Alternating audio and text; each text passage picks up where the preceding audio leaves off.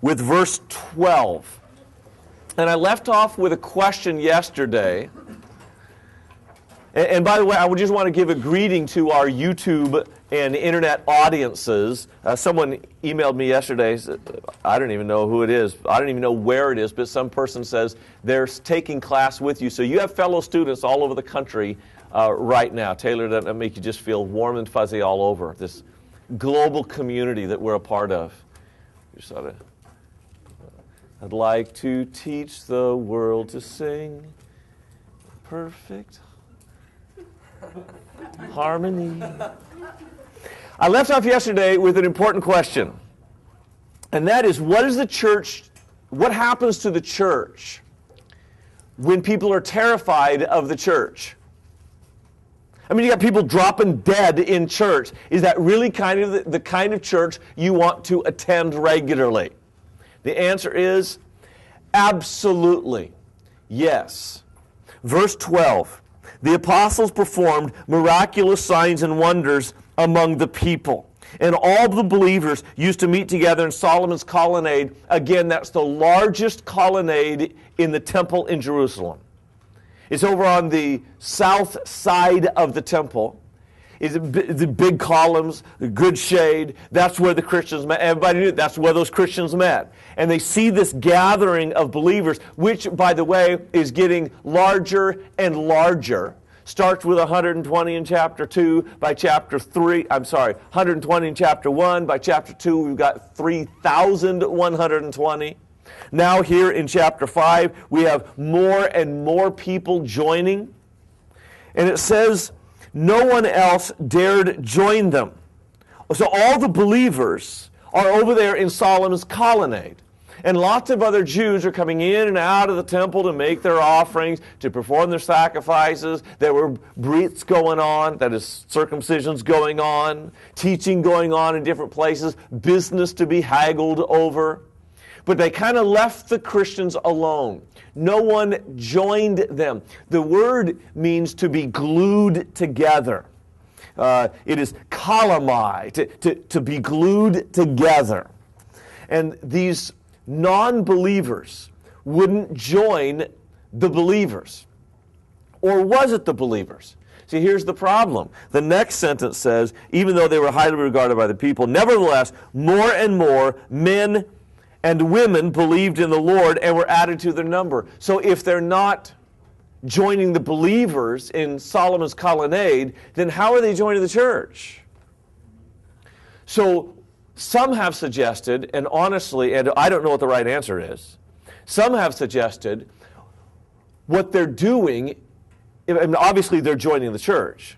So the being glued together is not being glued to the church, but being glued to the apostles.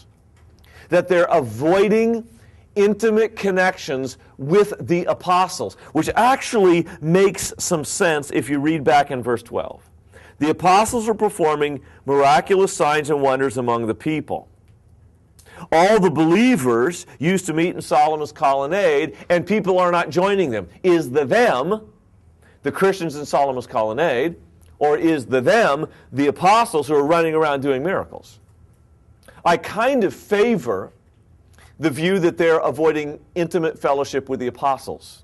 For this reason, if they're joining the church, how could they not be in intimate fellowship with the other believers in Solomon's colonnade? Make sense?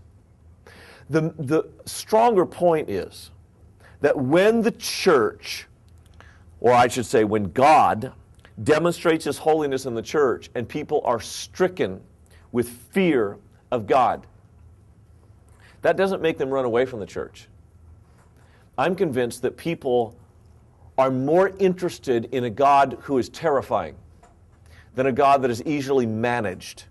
I mean, if you can take Him out, put Him on a leash, and take Him for a walk, what kind of God is that?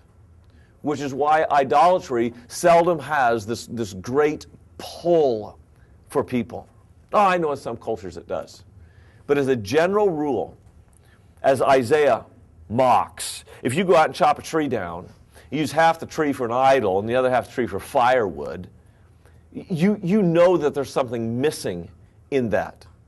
But if you have a God that shows up and kills people who have violated the purity of the church. Now, there's a church that I want to be a part of. Scared? Yes. But I would rather die in a church like that than live in a church that just dances around an idol. Verse 14. More and more men and women believed in the Lord. Now, ladies, you need to just take a deep breath right here and just say, finally. This is the first mention, like ever, of women independently having a relationship with God in the Judeo-Christian tradition. Now, I know that there have been some great women in the past. Deborah has been a military leader as well as a prophetess. You've got Hannah prophesying in the temple. And you've got some great women. The noble woman of Proverbs 31. There have been some phenomenal women. Mary, Jesus' mother, it would be right along in that tradition of noble women. But this is, from now on, there is no differentiation between how a man comes into relationship with God and how a woman comes into relationship with God. This was prophesied in Joel 2, when all will call upon the name of the Lord. Verse 15. As a result, people brought the sick into the streets and laid them on beds and mats. Beds are for rich people. I mean, it's not literally like they're carrying a mattress. Their beds were very, very simple, more like what we would call a cot. And the mats were, well, mats. You roll them up and take them with you under your arm. It's just a little, maybe a mat woven from reeds or something like that. Just enough to keep you off the ground. But that's all the poor people have. So you've got these little cots, and then there's just these mats that people would roll out, and they're bringing those and putting them in the streets because Peter's shadow was healing people. Really. His shadow was healing, which I think would be awesome if I had the ability to heal with just a shadow. By the way, have I told you about my healing? I healed a woman accidentally, I think.